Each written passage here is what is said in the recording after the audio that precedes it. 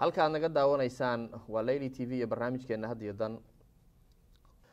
maanta waxa marti noo ah Sheekh Cabdiraxmaan Sheekh Ismaaciil oo loo yaqaan Abu Turaab wuxuu kamid yahay culimada reer Minnesota sidoo kale wuxuu kamid yahay culimada Daarul Hijra ku soo dhawow Layli TV iyo barnaamijkeena had iyo dan ما شاء الله قال بارك الله فيكم آد بان ugu faraxsanahay barnaamijkan inaan ka qayb qaato magaciisa ayaa waxaad moodaa in uu yahay wax bulshada Soomaaliyeed ay u baahan tahay hadda iyo dan aad ayaa barnaamijkan uu yahay mid faa'iido u leh community-ga sababtu tahay waxa dantu ay tahay in xalka la helo maanta waan ku faraxsanahay inaan marti aan idin ahay aniga waxa la yiraahdaa Cabdiraxmaan Sheekh Ismaaciil Abu Turaab waxaan joogaa kamid ah culimada masaajidka Daarul Hijra Minneapolis Cedar Riverside masaajidka culimadiisa waxa sheekha imaamka masaajidka Sheekh Cabdiraxmaan Sharif Maxamed ayaan ma taqaanaan wuxuu yahay imaamka masaajidka meeshaas ayaan dacwada dadkii anigu waxaan joogay ilaa 15 sano ayaan masaajidiyada Minneapolis aan joogay oo dacwada aan ka waday magaalada alxamdulillah waa yaani ma taqaana aad bay ay u wanaagsan tahay waxa jirta masaajidka ayaan dhaweeto dib baa gaaray oo dab January kowdeedii gaaray xogaa adigu dhaawac baa ka soo gaaray oo masaajidka taas waa iska ahayd ilaahay ha noo boogadhayo dadka muslimiinta aan kulli wax ka qayb qaateen inta kale inay dhameystiri doonaan baan u rajeynayaa waan idin mahadcelinayaa wassalaamu calaykum waraxmatullah Abu Turaab maxaa lagu bixiyay Abu Turaab Abu Turaab waa magaca wiilkayga ayaa la yiraahdaa Turaab marka sidaas ayaan curadkayga ayaa la magac dhalay oo hadda magaalada Minneapolis jooga marka sidaas la igu baxshay Abu Turaab ma sha Allah macnaheedu muxuu yahay Turaab waxa la yiraahdaa carrada ayaa la yiraahdaa marka magacan waxa la oran jiray Ali ibn Abi Talib oo rasuulku u baxshay sallallahu alayhi wasallam laakiin markaan magaca helahayay ma aanan ogeyn qisadaas waaba aniga ayaa ka bacdi ayaan ogaaday in magacu uu yahay magaca Ali ibn Abi Talib aniga wiilkayga Aadam baa la yiraahdaa marka raga asxaabta kamid waxay dhaheen Aadam maadiyo wiilkaaga la yiraahdo Aadam min Turaabin Abu Turaab baan ku bixinay saano magac u wata yaa waxa la wakunyada Ali ibn Abi Talib aad bay marka farxad iigu noqotay ma sha Allah rasuulku u baxshay sallallahu alayhi wasallam ma sha Allah Abu Turaab waxa kamid tahay culimada reer Minnesota xarta maanta inaan la qaybsato oo ugu muhiimsan waxaan bulshada u qabto ama santaa waxaan jecelahay inaan ka hadlo guurka oo ah mid yacnaha ummadda muslimiinta ahu baahi badan ay u qabto oo ka badan ummadaha kaleeto iyadoo baahi loo wada qabo kaas maan jeclaan lahaa inaan wax yar ka iraahdo guurka iyo ahkaam masaa'il guurka ku saabsan maxaa ku kalaf inaad ka hadasho masaa'ishan guurka culimo badan baa ka hadashay waa isu soo guursanayeen muddo inta leeg dadka Soomaaliyeed aad bay isu soo guursanayeen waa la yaqaan meelaha la maray iyo sida loo maray iyo sida la isu guursado waa la yaqaan ma wax cusub baa maanta haysaa rabtaa inaad dadka la qaybsato waxa jirta guurka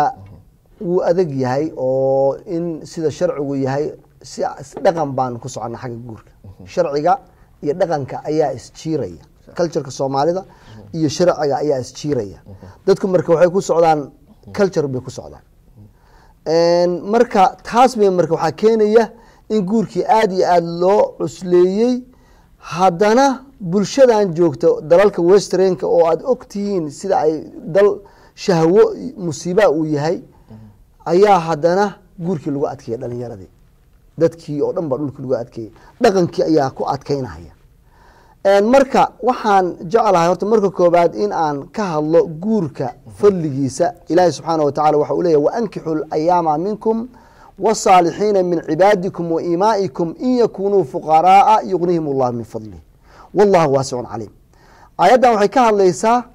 wa ankihu guuriya al ayama dadka aan xaasaska aan ahayn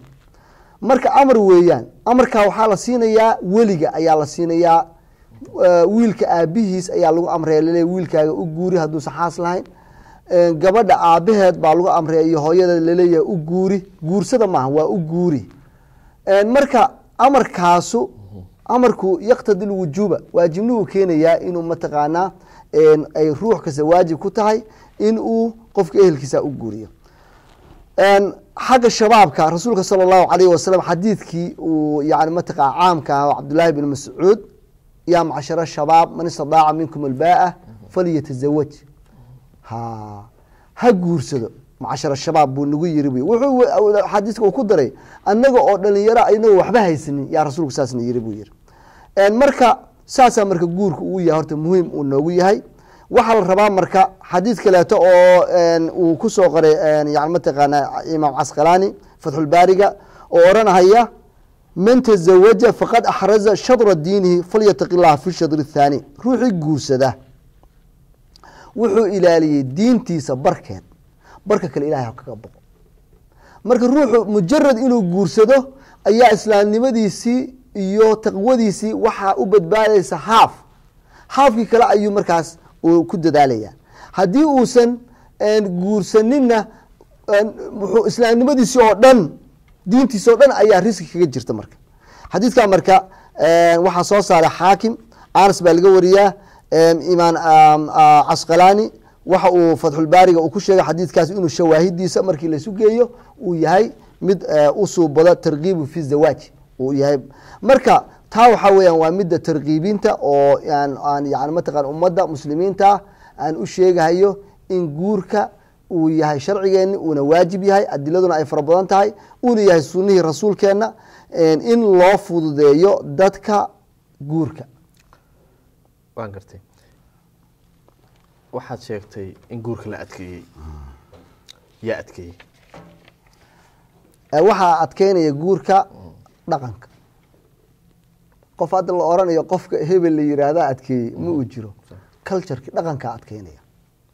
markii la yihahdo gabadha alla guursado waxaa imaanaysa intaasoo qorsho oo la cover garaynahayo la dadahayo la rabo in la buuxiyo ayaa imaanaya. waxaa kamida gabadha in hadda guurka expensive uu noqday oo qarash fara badan uu ku baxayo. waxaa kamida in qarash meelo kala badan oo ama waalidka qaar aadahaya ama se qaar yani mataqaana tolka aadahaya qaar xaraga loo bixinhayo oo faan iyo loola jeedo qaar yani mataqaanaa siyaabo fara badan oo xataa dadka soomaaliya dhaqaalahooda laga yaabo inuu yar yahay dadka halkan jooga dhaqaalaha haysta ayagoon u baahanayn inay qarashkaas ayaa haddana fan ahaan iyo xarago iyo faan ayaa marka qarash badan u baxaa. marka dhaqankii ayaa adkeynahaya. qof la oranaya aabbo adaa adkeeyey ma jiro. taa waa mid kalaa jirta oo anaga noo dheer dadka westrenka maraykanka iyo waxaa jirta dhalinyaradii waxaa lagu khasbaya inay jaamacad dhameeyaan aysan guursanin. dhalinyaraduna 15 16 markay gaaraan waxay u baahan yihiin inay ka fakaraan shahwadooda meeshay ku gudan lahaayeen. taas baa markii lagu adkeeyey ayaa waxaa dhacda fusqi badan ayaa dhaca. waxaan arkay dhalinyaro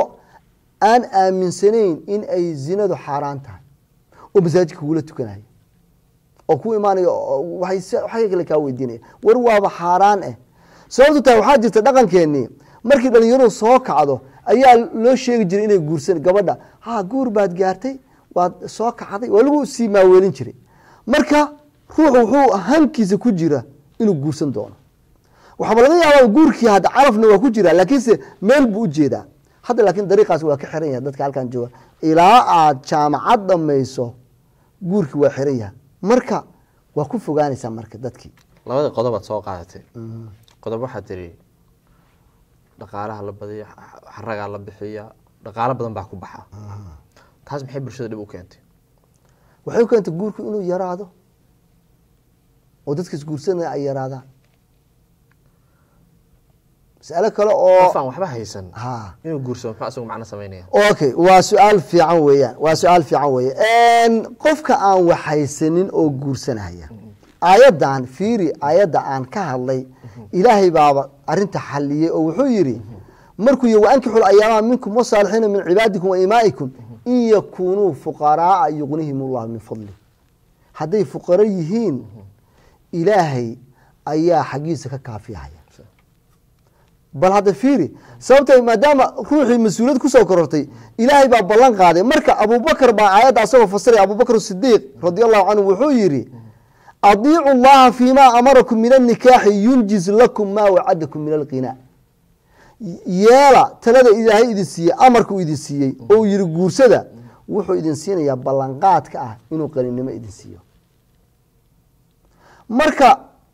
markii ruuxii guursado ayaa barakada ka dhalanaysa ayaa taas baa marka ilaahay uu u ballan qaaday inuu u kaalmeynayo waxaa kaloo jira xadiidka ibnu mascuud uu wariyo oo ku jirto halaaatun saddex xaqun cala llaahi cawnuhum saddex ilaahay baa isku waajibiyey ballan qaaday inuu u kaalmeynayo waxaa ku jirta annaakixu aladii yuriidu alcafaaf ruuxa guursada oo raba inuu ku dhowrsado zina kaga dhowrsado marka taa waa xaggii barakada imaanaysa midda labaad waxay tahay dadku way awoodaan inay guursadaan dadka laisu diidayo way awoodaan inay guursadaan oo hadda waxay heli karaan inuu wiilkii uu sariir iyo soo gato oo guri ay degaan kirada iska baxshan way awoodaan laakiin qarashka aan ka hadlayno waxay tahay mid dheeriyahoon loo baahnayn oo culturkii ku khasbahayo ayaysan awoodin marka waa dad awooda guurkii bayska ahaa isla markaana laga rabo wax kale ayagiina dadkii dhalinyaro ahaa markaanu warsanay waxay ku qanacsan yihiin in ay guur xalaala helaan ma ay rabaan in xaflad weyn loo sameeyo ma ay rabaan in aqal weyn loo sameeyo ma ay rabaan in loo ciyaaro waxay rabaan labadooda inay wada degaan oo isku dhowrsadaan marka saasay samaynaysaa waxaa noo raacisaa si dadku noo fahmaan dadku way awoodaan baad leedahay inay guursadaan qofka hadduu awoodo badanaa dadku markay isguursanayaan xafladda arooska meesha qadada la cunayo ehelka waxa la siinayo waa wax dhaqankeennii wanaagsanaa qeyb ka ah haddana waxaad moodaa dadka aada u dan leedahay oo aad rabti inaad la hadasho inay yihiin dadka qurbaha ku nool waxaana jiri jiray waddankeennii waagii la joogi jiray in gabdhaha masaafo la masaafaysan jiray oo lala tegi jiray gabdhahaas dadka maxaa horta ku kalifi jiray ha waa dhibaatadii baa hadda weli taagan dadka waxaa ku kalifaya horta waxaa jirta sideeda waxaa jirta xadiiska rasuulka sala allahu alayhi wasalam can ibni mascuud can abi muusa alashcari laga warinayo bukhaari qeyb buu xadiiska soo saaraa qeybta kalena waxaa soo saara abu daud dayalasi baa soo saara waxa uu ibn abi muusa alashcari uu leeyahay oo uu warinaya rasul ka warinayaa laa nikaaxa ilaa biwaliyin nikaax ma jiro weli inuu nikaaxyo mooyaane wa ayamaa imra'atin nakaxat bikayri idni waliyaha gabar kasta oo nakaxad guursata bikayri idni waliyaha fa nikaaxuhaa baailun nikaaxeedu waa baail haddii idanka weligeed la-aantaas ku guursato fain lam yakun lahaa weliyun haddaan weli uusan joogin fa suldaanu weliyu man laa weliya lah suldaanka ayaa weli u ah qofkaan weli lahayn suldaanka xaakimkaa looga jeeda culimadaa looga jeedaa qofka wax meherinayaa looga jeedaa marka masaladaas laba meelood baan ka tawdiixinayaa mar waxaa weeyaan xaq mushtarak ah oo dad badan leeyihiin hal ruux in la siiya lama rabo aabbuhu waa weli iyo walaalku dadka walaayada asalkaa leh oo dhalashada ku helay haddii walaayadaas walaayatul xaakim baa jirta marka waxaa jirta walaayatul xaakim laba waxyaalood bay ku imaan kartaa inuu weligii maqan yahay waa ku imaan kartaa weligii hadduu maqan yahay xaakimkii baa walaayadii usoo wareegeysa marka gabadhii nikaax waxaa nikaaxiye weli baa nikaaxiye weli sharci ah oo xadiidka rasuulka ogolaaday oo xaakim oo suldaana ayaa gabadhii nikaaxshay maahan inay welin la-aan la nikaaxiyey dad ba waxay leeyihiin gabadha aabaheed waa maqan yahaye see loo nikaaxshay war hadda wilaayadii baa ka dhexaysay xaakimka iyo aabbaha gabadhaa marka waxaa nikaaxshay xaakim baa nikaaxshay waana weli wilaayo ku nikaaxinaya haddii waalidku ama uu diido ama uu khalad sameeyo oo ama qabiilka ha u diido ama dhaqaalaha ha u diido markaa waa fani culummadu ay wax ka dhihi karto laakiin gabadha inta gurigoodii laga kaxaystay iyadoon aabaheed la weydiisanin waxba la weydiisanin inta la kaxaystay la yiri 5 kilomitir 6 kilomitir haddaad waalidkaa ka fog tahay waa lagu meherinayaa arrintaa ma soo gelaysaa xaakimka waxaa jirta arrintaa culimmadu markii ay soomaaliya dhaqanka sameynayeen waxaa jirta qofkan mudari ayay dhalinyaradu noqon jireen waxaa laga rabaa gabadhii 10 halaad in laga baxsho hadda waxaa jirta 10 halaad lama rabo lakin waxaa la rabaa magaalada Minneapolis 10 kun oo qarash ruux in la geliyaa la rabaa walowba reerkiiba aysan ayaguba aysan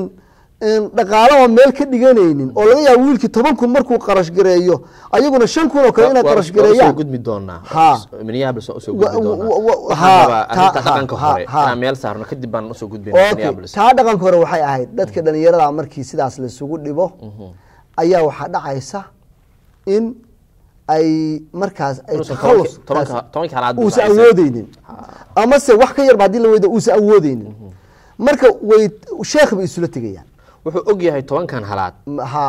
iyo waxaan shardigan meesha dhaqanka meesha ka jira haduusan keenin inuusan gabadha guursanaynin ma guursanayo waxaa jirta inuu aabeed markaa ku yiraahdo xataa khasab ma waxaa jirta qaacido la al macruuf urfan kal mashruud shardan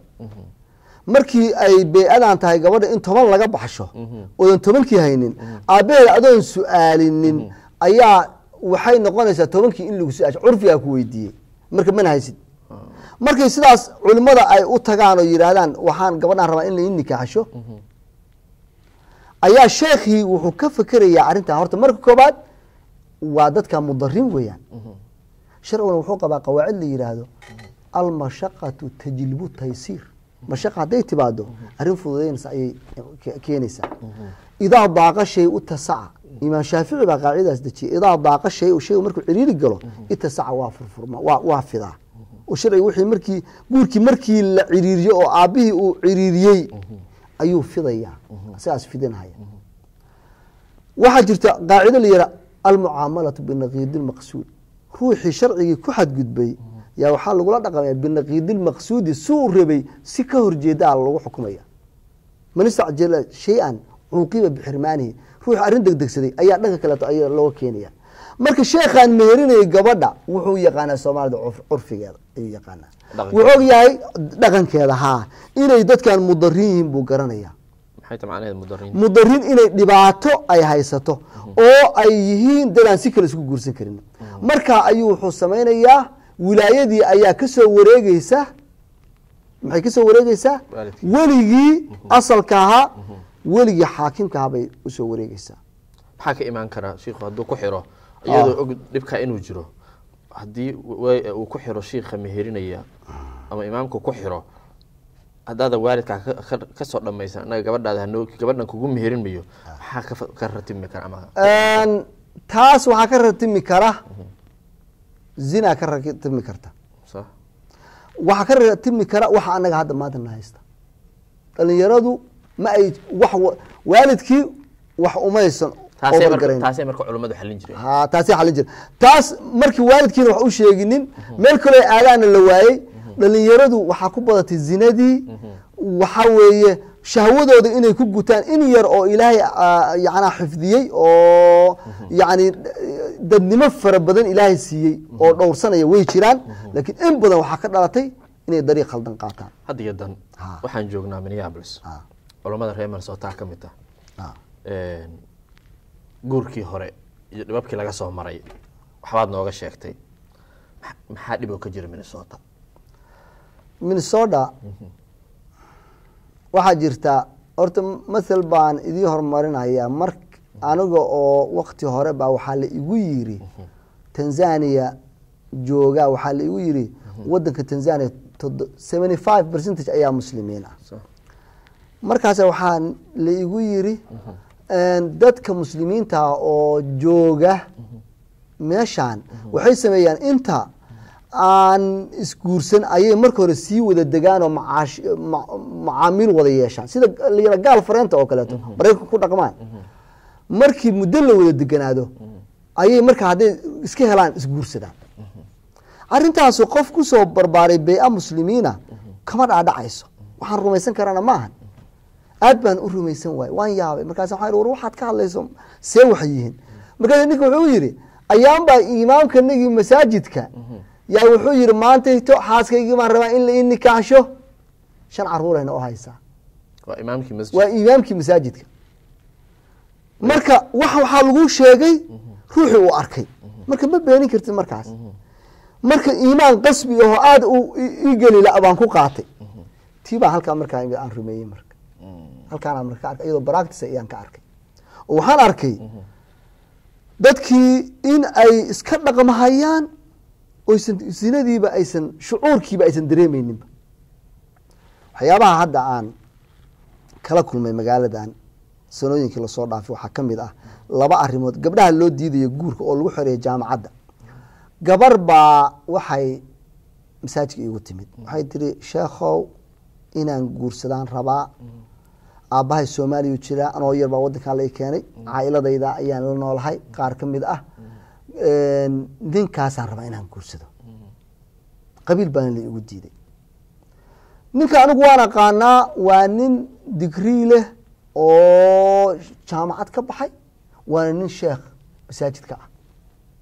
labadaas taytal buu haystaa maadii diinta labada dhinac buu ka dhisan yahay waana nin da-deedii u dhigma oo hadda dhulkan da- waa lasu guursadaaye isu da-dhow yihiin gabadhii marka waxaan idhi ninkan miya ahaa aabbaha muxuu yiri aabbahay waa laygu dira waxaa la yidhi muu ogola inuu ninkii guursado saas ahaa waa gartay marka gabadha way iisii sheekaysay waxay tiri anigu runtii bay tiri joyce haddaan lahaan lahaa reerka aan ka dhashay kama dhasheen laakiin ilaahay baa iga dheliyey bay tiri istikhyaar ma lihi bay tiri dhibaato ayaa laygu hayaa gabadhu waa xijaaban tahay si fiican bay u labisan tahay waxay tiri aniga oo high school dhiganaya ayaan dama inaan guursado waa la ii diiday bay tiri waxaa la ima guursan kartid ilaa high schoolka dhamayso high schoolkii waan soo dhameeyey bay tiri jaamacad baan bilaabay wiil baa la i baray oo yurub jooga oo la yiri wiilkaas ku guursanay wiilkuna waxay tiri inuu i guursado ma rabee in la igu maaweeliyaa rabaa wiilka xiriir lama soo samaynin hadda maantayto waxaan ahaa qof isku filan shaqaysan karta wax u kala baxeen jaamacad studenti ah marka inaan guursadaan u baahanahay waana la ii diidan yahay marka waxay tiri sheekhow arrintaa xalkii anigu qof muslima aan ahay diinteyda inaan dhowrsada maxaad xal ii haysaa waan aada iyo aad ayaan arrintaas go-aankan ka qaatay maanta low istaqbaltu mastadbartu min amri wixii markaas aan sameeyey maanta hadday ahaan maanta xalkeeda aan uga ficnaan lahaa isumaanan guurin dadka nocaas waxaa yidhaha dee aabbaha muxuu leeyahay oo marka adigu arrintaasu kale mid bay ka mid ahayd waxaa ka mid ahayd dhalinyaro isla fakatay maalin baa la iisoo sheegay waxaa laba dhalinyaro ah oo laba faamilo oo meel wada degan oo gaal fareen boy fareen ah oo soomaali ah meeshu baa jira war waxaan dad caa'iladooda bal ii soo raadsi sali war sugan guurinaya waa la keenay guri baa la keenay waxaa la keenay maalintii hore maalintii dambe 10 o'clock oo barqadii ayaa subaxdii la keenay waalidkii mid wuxuu joogaa Mareykanka weligii midna wuxuu joogaa Yurub waa la hadlay qaar waa ila murmeeno gabar ka soo qad baan hooyadeed la hadlo waxay gabadhaadii saas baa jirta marka aadagi waan rabaa inaan la hadlo may gabadhaan ma siinayneed ninka ma siinayna gabadhu wuu naga qaxoogay maxaa ta horta adigu ninka maxaata ehelkiisa ma ay iimaan baan ahay masaajidka ayaan magaalada uu joogaan oo Mareykanka ayaan joogaa marka hawshii inaan waxaan rabaa dadkii xalliyo marka maya arinta ma geli karno markaasaan gabadhaada ma garanaysaa meeshii joogto waa ogahay ninka xun oo baa kaxaystay markaasaan hadda taas weeye waxa aniga bay soo kaxaysay maadaama ninkii waa nin muslima iyo gabar muslimad ah inaan isu xalaalinaan rabnaa adigu muddo markaa odaygii xaggee jira odaygii baan ka bacdi helay adigu arrintii taxkiir fara hawl badan baan la kulmay adigu sheekhi oday waalidkii waa igu soo wareejiyey marka wilaayadii waxaan kii kaloo Yurub Mareykankan raadshay dib badan baan kala kulmay adigu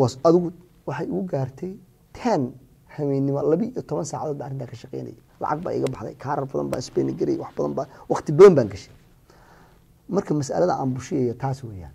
fiqiga aan jirin waa midkan markaa ku socday fiqi sax ma ahay fiqiga sharciga ah waxaa keenaya laba waxyaalood ruuxii cilmigiisii oo yar daaciga ahaa iyo culimadii oo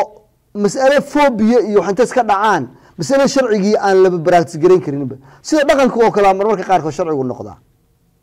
marka labadan gabdhood weligood wuu maqnaa weligoodi wuu maqnaa weligu hadduu maqan yahayna marka koobaad intaasoo takaluf inaanu galno ma ahayn shiraazi waxa uu yihi muhadabka wain dacat ilmankuuxatu ilaa kuf'in facadalaha alwaliyu facadalaha alwaliyu zawajaha suldaanu liqowlihi salى اllahu alayhi wasalam fain ishtajaruu fasuldaanu waliyu man laa waliya lah wuxuu yihi haddii waalidka cadliyaan oo warwareejiyaan waxaa wilaayad u wareegaysaa suldaanka markaas isagoo oo xadiidkan raacaya rasuulka sal اله alيه waslm asaga meherinaya waxau kale yihi wain qaaba weliyu ilaa masaafatin tuksaru fiiha salaatu haddii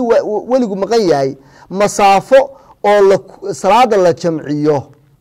oo macnaha salaada la jamciyo uu maqan yahay zawajaha suldaanu suldaankaa guurinaya walam yakun liman bacdahu min alawliyaai an yuzawija weligii dambena uma wareegeyso liana wilaayat lghaa'ibi baaqiyatu ninkaa wilaayadiis wuu leeyahay marka gabadhii aabaheed baa wuxuu joogaa soomaaliya halkaana walaalkeed baa jooga walaalkeed weli uma ahan waxaa weli u ah suldaanka ama xaakimka ama sheekha iyadaan la weydiin macnaha iyadoon la weydiin sababtoo wuu maqan yahay okay taas waan ka hadli doon communication waa su-aal fiican aad baan ugu farxsan su-aasha okay marka gabadhaa marka waxaa la rabay gabdhahaas inaan meheriy waxaa kaloo jiroo kale aan ku daro mid gabar baa la ii keenay yurub maraykanka waxaa laga keenay state kaleeto markaasaa la gabadhaan meheri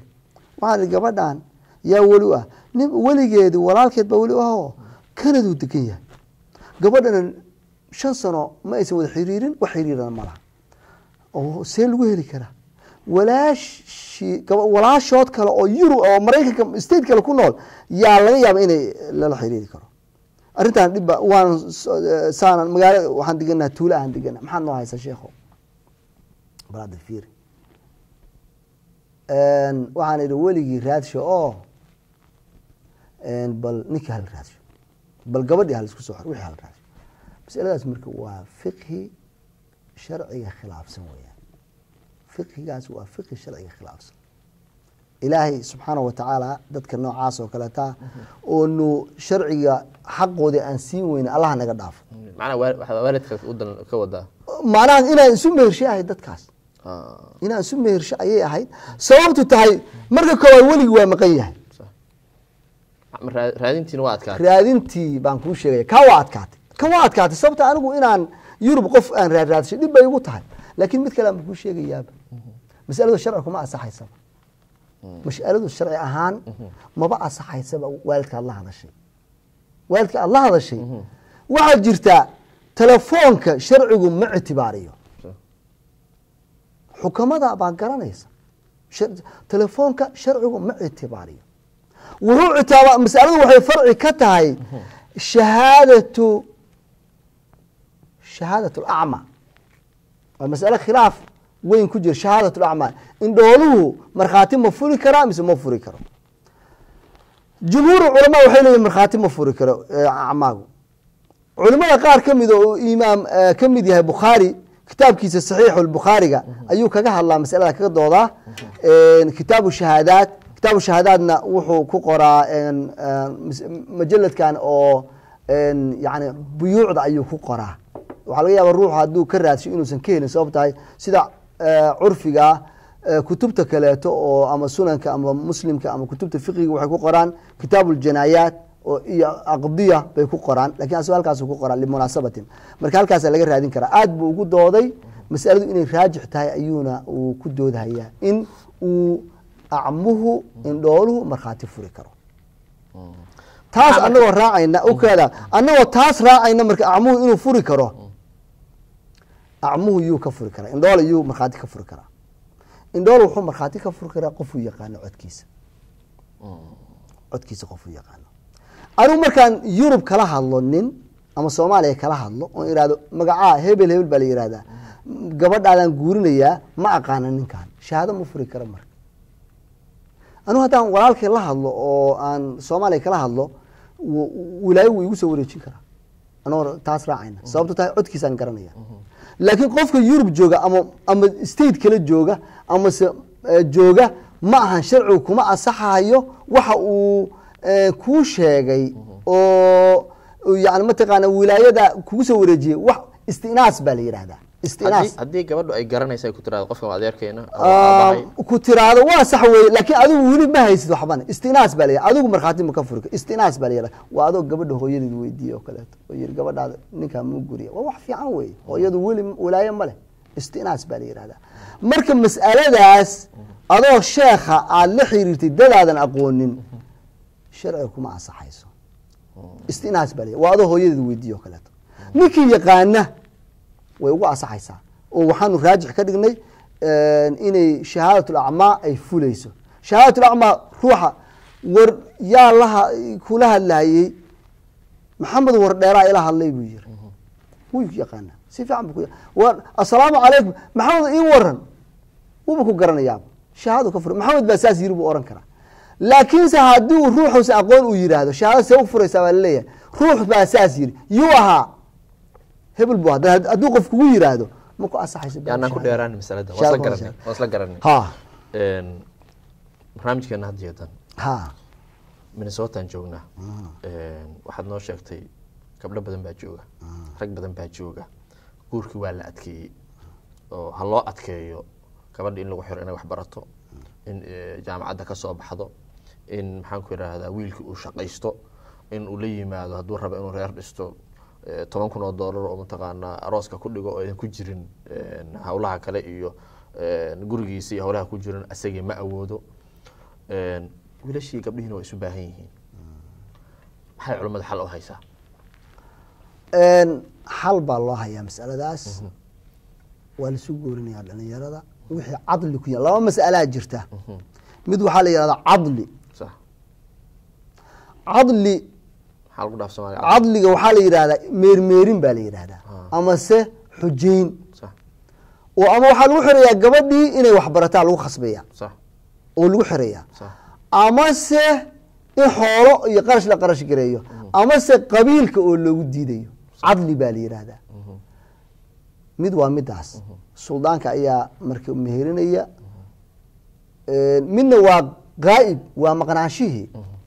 labadan waan ka hadlay iyadana suldaanka ayaa meherinaya haddaba waxay tahay gabadhi in suldaanku meheriyo xadiiska waa aragnay laakiin athar kale ma u haysaabaa meesha taalla athara ayaan hayaa xadiisu waahibatu nafsihaa gabadhii nafteeda rasuulka u hibeysay oo nisaa-i wuxuu soo saarahayaa markuu rasuulku laa xaajata lii uu yiri oo uu u bogi waayey nin buu damcay inuu u guuriyo ma wuxuu yidhi tamlikiini amriki amarkaaga ma igu soo wareejinaysaa inaan ninkan kuu guuriyo qaalad waxay tihi nacam ha radiitu nafsii waxay tihi nacam bay tiri ha maa radiita lii faqad radiitu waxaad ii ugu jeclaatay anna waa jeclahay marka waxaa weeye waxay u deliishanayaan baabkaas in gabadhaanu ay rasuulka ay wakiilatay oo wilaayadii uu ku nikaaxshay wilaayadii ku nikaaxshay waxaa jirta marka culimo oranaysa seebaa oranaysa gabadha oranaysa ninkan waan ku wakiishay ma ansaxayso laakiin rasuulkii sala allahu alay wasalam wilaayadaasi ku meeriyey wilaayadaasi ku guuriyey gabadhaas weli bay lahayd gabadhu wuxuuna ku guurshay wilaayatulxaakim okay taa waa midda kaleeto waxaa jirta caaisha ayaa ku guurin jirtay gabdhaha ay u tahay radia allahu canha umulmuminiin gabdhaha ay u tahay eedooyinka ayay ku guurin jirtay iyadu ma ay guurinayso laakiinse wilaayadaas weligii waa maqnaa waxaaba ka jirta hadda xadiidka uu soo saaray atharka uu soo saaray imaam malik fi lmuwada wuxuu yihi wuxuu yihi waxadathanii can malikin yaxya bin abi yaxya baa oranaya aabiis baa uga waramaya maalik uga waramaya can malikin imaam malik wuxuu iga sheegay can cabdiraxmaan bin qaasim can abiihi qaasim bin muxamed bin abi bakr ana caaishata zawja nabiyi sala allahu alayhi wasalama zawajad waxay guurisay xafsata bintu cabdiraxmaan xafsadii inaa cabdiraxmaan ahayd almundir binu zubayr bay u guurisay wa cabdiraxmaanu qaa'ibun bishaam cabdiraxmaanna shaam buu jira waa maqnaa falamaa qadima cabdiraxmaan markuu soo galay qaala wuxuu yihi wa mithlii yusnacu haada ma anoo kalaasaa la igu sameeyaa anoo ina abubakara miyaa gabadhayda la guurin karaa anoo maqan oo wilaayadaydi la boobahayaa wa mithlii yuftaatu calayhi ma anoo kalaa la gacan dhaafaa ha buu yiri fakalamad caaishatu lmundir binu zubayr mundir bay la hadashay oo waxay tiri mundirow odaygii wuu qaylinahayaaye haddee xoogaana wuu isxumeeye gabadhii markale ma guurinaa faqaala mundir wuxuu yihi fa ina dalika biyadi cabdiraxmaan bay u taallaa gabadhi hadduu markale ii guurinayo oo hadda wilaayadii loo soo celinayo faqaala cabdiraxmaan maa kuntu liarudda amran qadaytiihi walaasha caaisha arrin adigu aada xukuntay anigu hadda in laiisoo cesho ma rabo oo gabadhii macnaha dib uma meherinayo faqarat xafsatu cinda mundir bay sidii uu ku qabay walam yakun dalika dalaaqan buu yihi imaamku arrintaa dalaaqna lagama soo qaaday oo wuxuu leeyahay inuu asaxay layskuma haysto markii hore nikaaxan isagoo maqnaa lagu nikaaxay rag baa nikaaxinaya moogta caaisha ma nikaaxin waan sheegi doonaa oo rag kale u wakiilanaysa macnaha oo wilaayatulxaakim ku nikaaximaya marka cabdiraxmaan marka arrintu ka hadlay waa arrintii dhaqanka weeyaan maadaama uu nin yahay weyn in loo gacan dhaafay reerkiisii maxaa layla sugi waayey waa curfi weeyaan maaha sharci sharcigu waan la guursaday gabadhii cabdiraxmaanna wuxuu yihi walaashii arrintaas samayse kama noqonayo dalaaq ma noqon waxaa loola jeedaa markuu yihi mundir markuu yihi cabdiraxmaan baan gabadhii arrinteeda u ceshay shanigeedii muusan furinin gabadhii waan furay muusan oran dalaaq muusan isticmaali moogtahay way iska madaxweyneyn bay ahayd marka ucelintaas marka gabadhaas waxaa lagu nikaaxshay wilaayatul xaakim baa nikaaxshay caaisha waxaa jirta xadiiskan waa saxiix wey xadiidkaanu waa saxiix weeyaan xadiidkaanu ko bukhari muslim baa mise waa imaam muwadac weeye muwadac baa soo saaray imaam malik baa soo saaray waxaa kaloo jira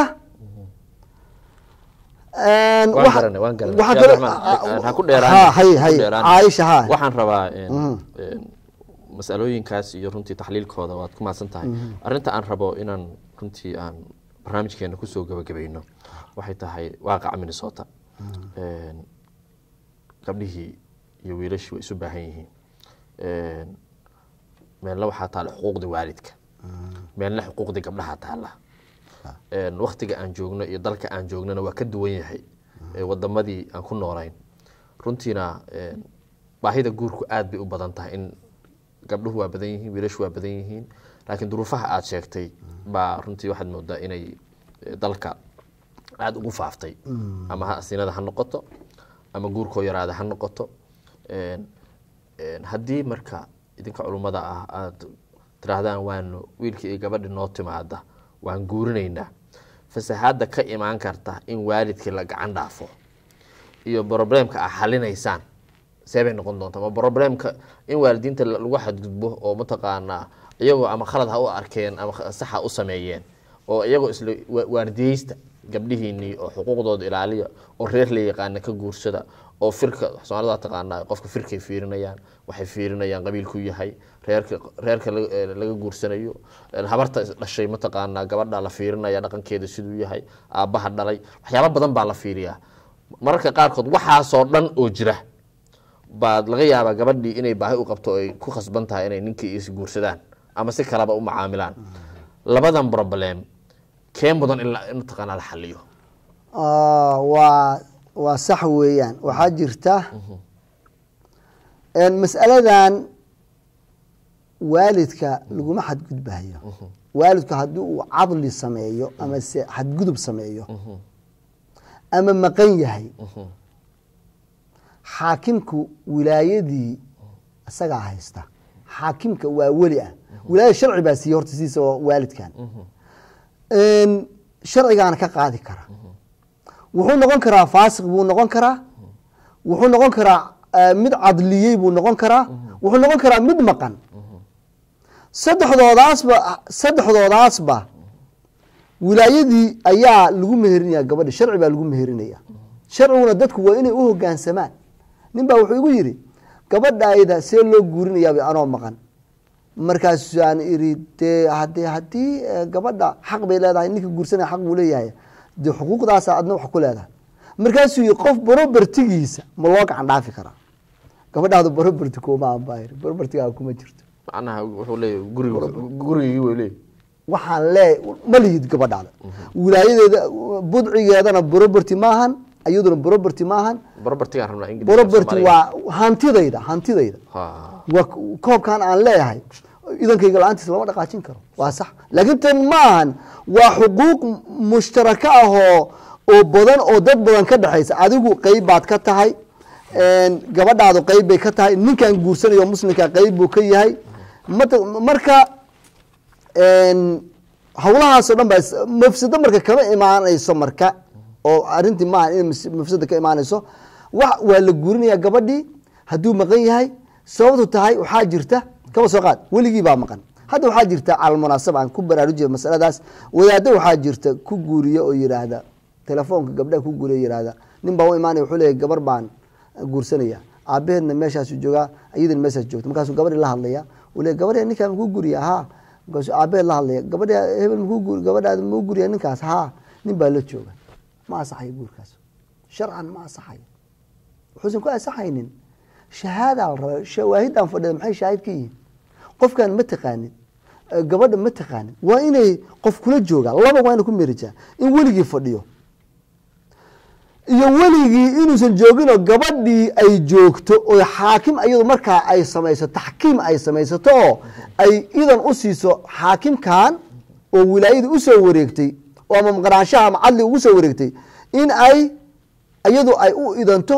labadaas lagu meherin karaa wax la arkayaa la raba shawaahida ay ujeedaan qof telefoon lagu hadlay laguma meherin karo dadkana daawanaya abu turaab waxaa laga yaaba dadka dhalinyarada gurdoonka inayna daawanayaan rag iyo dumarba waxaa kaloona daawanaya waalidiintana daawanaya maxaa waalidiinta kula dardaarmaysaa maxaase dhalinyarada kula dardaarmaysaa dardaarankaas intaan or wax yar baan ku xusuusinayaa dhaqanka soomaalidu ay ku socoto horta diinta ayaa wax kasta ka weyn nin baa wuxuu leeyahay waalid baan ahay wilaayadeydii maxaa loo iga qaadahaya waxaan qisooyin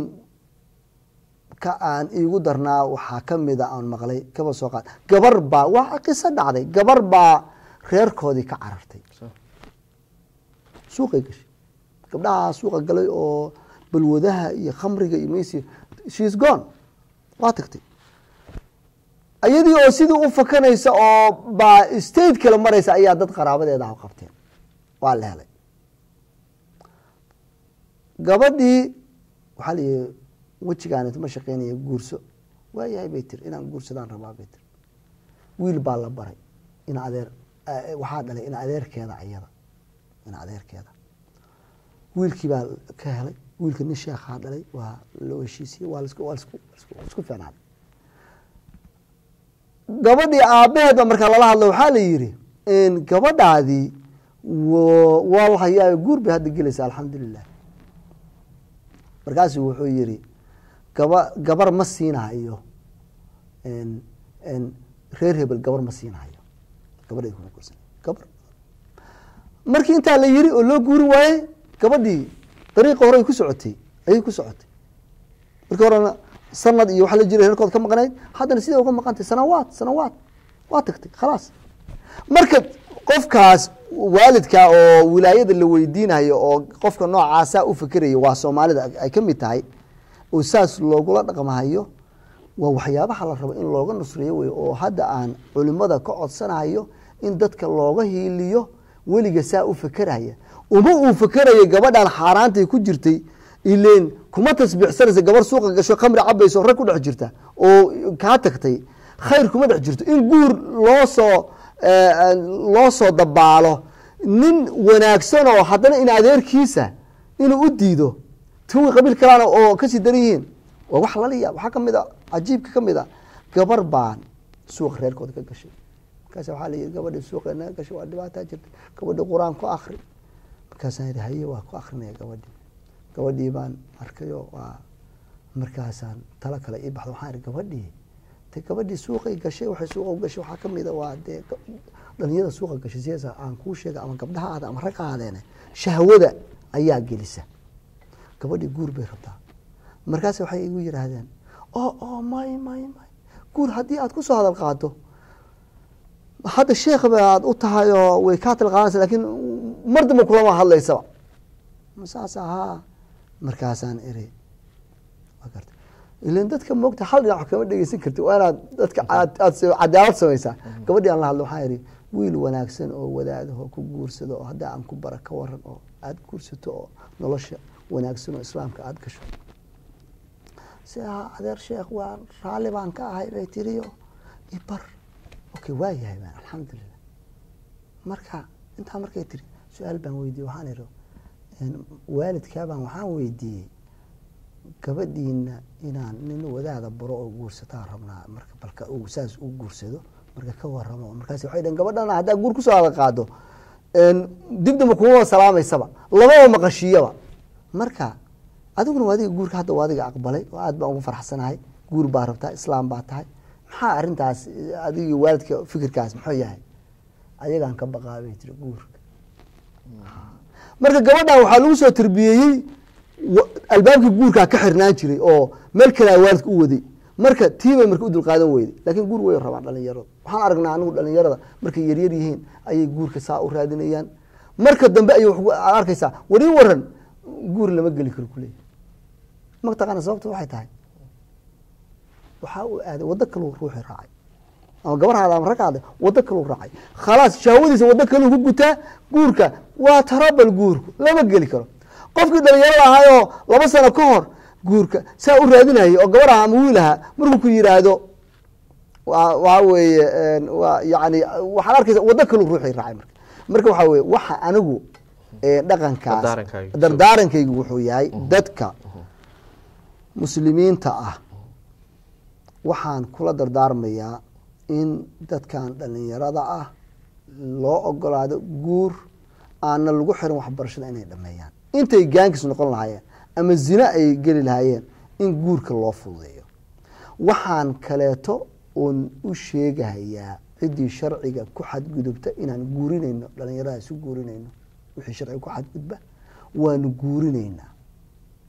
waxaan ka codsanayaa culimada in adilada oo dhan la wada shaqaysiiyo oo aan hal mid kaliya lagu dheginin oo xuquuq mushtaraka ah oo gabadhii xaq leedaho aabihii xaq leeyahay oo ninkii guursanaya xaq leeyahay inaan xaqii la siinin aabihii keliya la oran adiga keliya xaq laho gabadha rag badan waxay leeyihiin damba kama lahan gabadhooda meesha marta ninkii gabadhiisa suuqa gashay hadduusan baa guurka kula soo cararayn oo mase gaal fareen laga deganay uu leeyahay su-aale keenahayo ama uu leeyahay lacagtii ninkii hore uu ka furtay ninkaan gabadhayda qolo gaal fareen isla degan ninkaanu gabadha nin buu ku diray oo furay ninkii xoolaha ka baxay xoolihaa soo cesho war xoolo inuu soo cesho gabadhii diyaar uma haddana gabadhi uu la degan yahay guurna wax kalama maqan ninkaan annagaa guurka interestiga naga yahay adiga intersigaaga ma yahay waalid baa tahay mani dadka noocaas hadda waan guuriyaa kuwa badan baan guuriya noocaasa oo hadda alxamdulilaahi ama fiqiga nagiibaa kordhay ama se cadaalad nusuustaan u cadaalad sameynayna jazakum allahu khayran abu turaab waana mahadsan tahay kusoo dhowo leyli t v insha allahu marar badan baanu insha allahu tacaala barnaamijkan iyo barnaamijyan lamid ah ad nagala qayb qaadan doontaa jazakum allahu khayran